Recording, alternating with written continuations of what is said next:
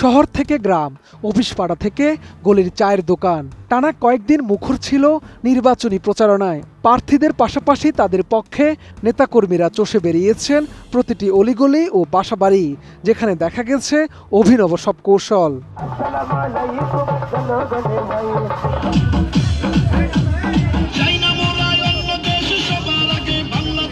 22 জানুয়ারি থেকে শুরু হওয়া এই প্রচারণা শেষ হয়েছে 10 ফেব্রুয়ারি সকাল 7:30টায়। তবে মাঠ পর্যায়ে প্রচারণা বন্ধ হলেও সামাজিক যোগাযোগ মাধ্যমে রাজনৈতিক নেতাকর্মীরা নানা কৌশলে নিজেদের পক্ষে ভোট টানার চেষ্টা চালাচ্ছেন। বিগত নির্বাচনগুলোর মতো এবারও ভোটের প্রচারণায় দেখা গেছে একঝাঁক তারকাকে। বিএনপির পক্ষে মাঠে নেমে ভোট চেয়েছেন কণ্ঠশিল্পী বেবী নাজনীন, রবি চৌধুরী, মনির খান, অভিনেত্রী রিনা খান, চিত্রনায়িকা শিমলা সহ অনেকে। আরো তারিখ সারা দিন তারেক ভাইয়ের সালাম নিন।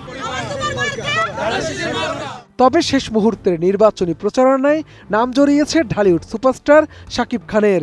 সবশেষ বিএনপির পক্ষে প্রচারণায় অংশ নিয়েছেন নায়ক। নেট দুনিয়ায় ভাইরাল হয়েছে এমন একটি ভিডিও, যেখানে দাবি করা হয় শাকিব খান বিএনপির নির্বাচনী প্রচারণায় অংশ নিয়েছেন, যার শিরোনাম নির্বাচন প্রচারণায় শাকিব খান। ভাইরাল ওই ভিডিওতে শাকিব খানের সঙ্গে বিএনপির চেয়ারম্যান তারেক রহমানকেও দেখা গেছে।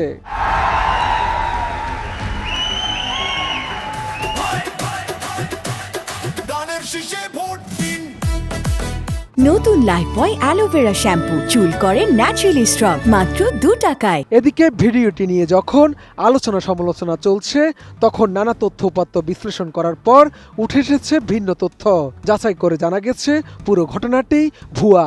অভিযোগ রয়েছে এআই প্রযুক্তি ব্যবহার করে এটি তৈরি করা হয়েছে। ভোটারদের প্রভাবিত করার উদ্দেশ্যে একটি চক্র এমন ফেক ভিডিও বানিয়ে ছড়াচ্ছে বলেও দাবি করা হচ্ছে।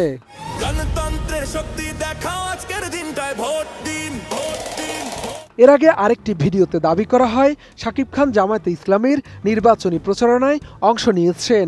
ওই ভিডিওতে জামায়াতের আমির শফিকুর রহমানের সঙ্গে শাকিব খানকে দেখা যায়। যদিও শাকিব খান জামায়াতে ইসলামীর প্রচারণায় অংশ নেয়ার কোনো খবর কোনো সংবাদ মাধ্যমে পাওয়া যায়নি।